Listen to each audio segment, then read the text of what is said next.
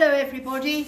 Well, I'm taking the plunge and I'm doing this video on my YouTube channel, which is called The Donkey Barrister, because on that channel I explain the law as it is in relation to charities run in Morocco.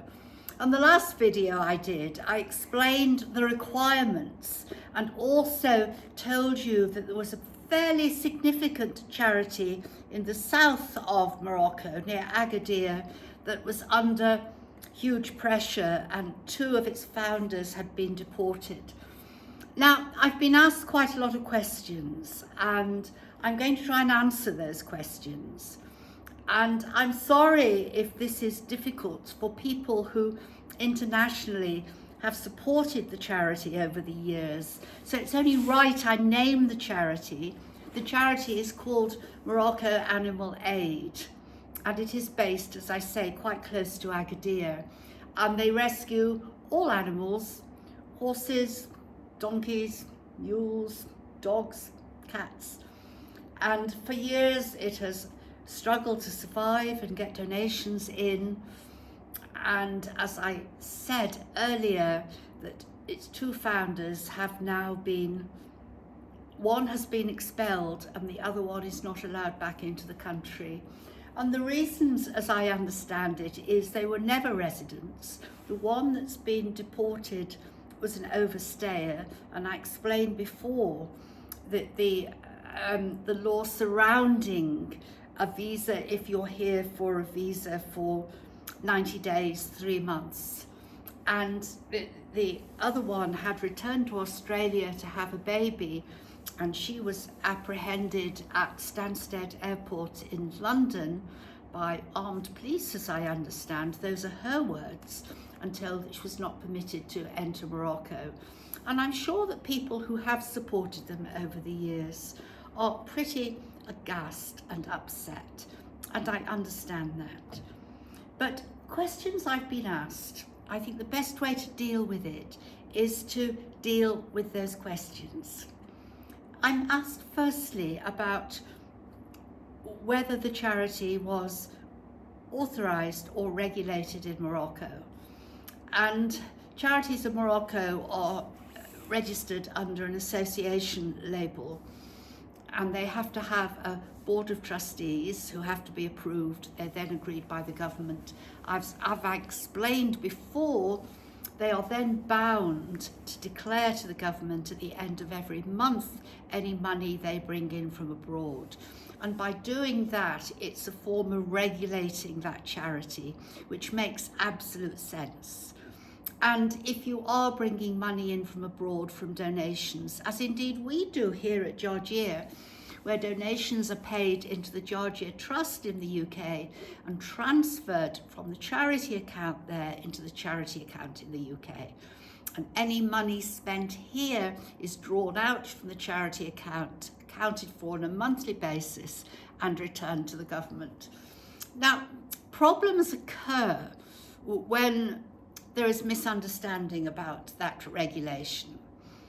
And I have been told on pretty good authority, but I must make it very clear it needs verifying.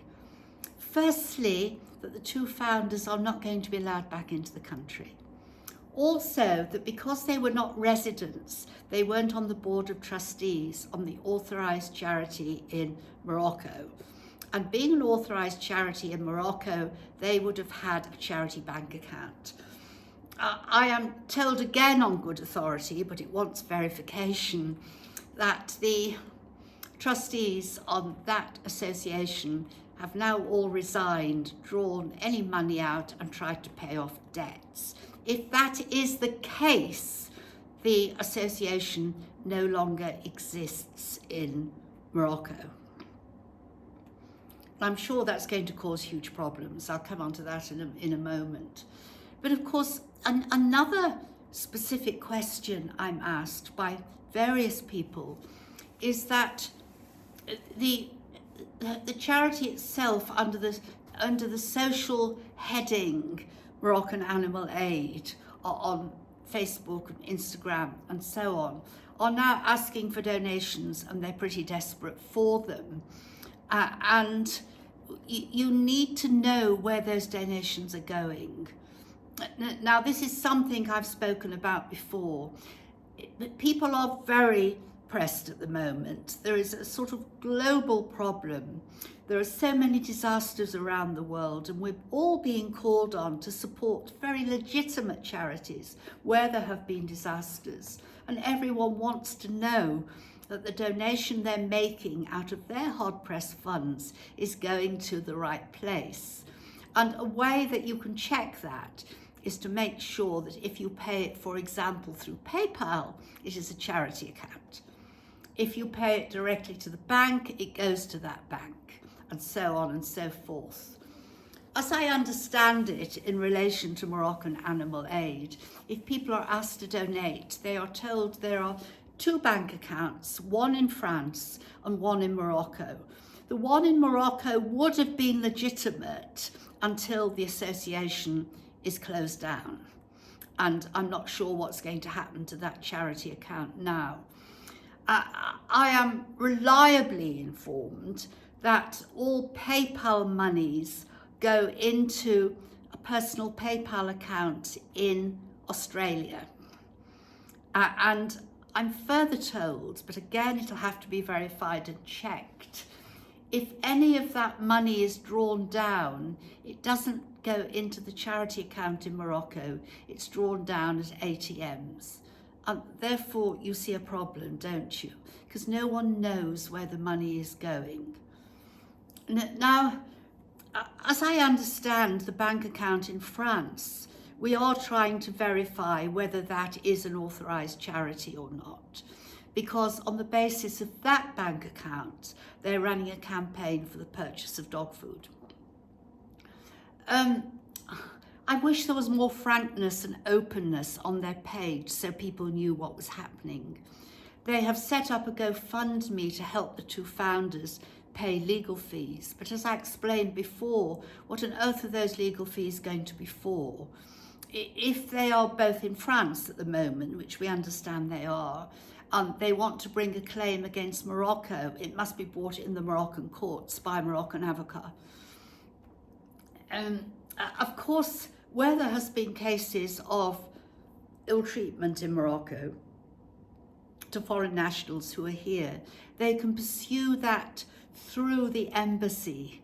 But again, if they pursue it through the French embassy to take it up with the Moroccan embassy, there may be a problem because the person who was deported on legitimate grounds, on legal grounds. And I doubt that any embassy would be prepared to pursue that or take it up. And we live in the real world. To be quite frank, Macron is in Morocco at the moment. He's with the royal family, and it seems that there's a fairly good relationship developing between the 2 countries in relation to France's proposed support of the Western Sahara. So that is good news. And it's unlikely in those circumstances that they're going to pursue something on behalf of Morocco Animal Aid. Of course, it is right people donate to a charity that is helping abused and abandoned animals. But you have to check whether the money is actually going through to those animals. And there was a little bit of a clue on a post that was made by one of the founders who said that whilst she was in France at the moment, she had no means of income and she couldn't support her daughter Khadisha, who I understand was perhaps an adopted daughter here, to pay her school fees and keep her in the standard she was obviously used to. If that was happening before, where was the money coming from? Was it coming from charitable funds? So all I would say is that they may be behaving absolutely properly, but it is the time to be frank and explain why they're behaving properly. And it is also right that they should explain to supporters what is happening over the legal case, how the money is brought into Morocco, and what is the status of MAA here.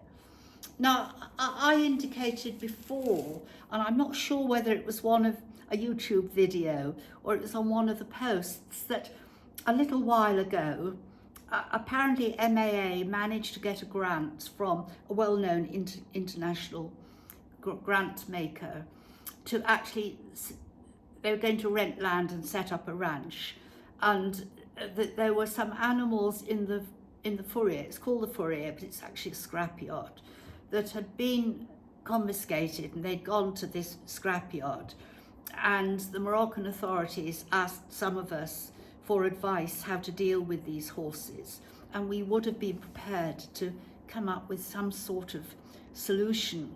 But when they went back to the fourier, to the scrapyard, they were told another charity was buying them, and it turned out that was Moroccan Animal Aid, and by the time they took them to their so-called ranch, half of them had died. So that takes me on to checking whether animals are looked after properly, because our experience, and I think we have extensive experience with equines, is particularly if they have been abused or if they're ill, you can't keep them in bamboo shelters. Eventually they will kick them down. That's the reality. And we have over 100 stables here now at Georgia. They're all brick built, or if they're built from mud, they have steel in them, so they're substantial. That's the only way that you can care properly for equines in Morocco.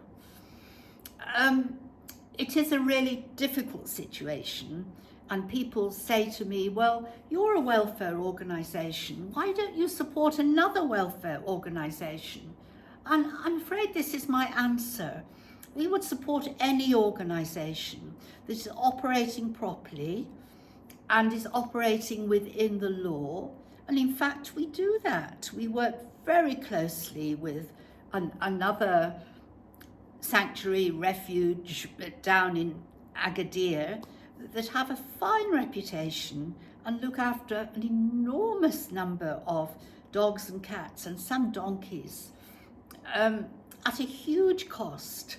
And my problem is that if associations are not registered properly and regulated, in a country like this, it is so easy to pop up time and time again with all these charities, and people think money is going to drop from heaven. Well, it doesn't. It's not like that.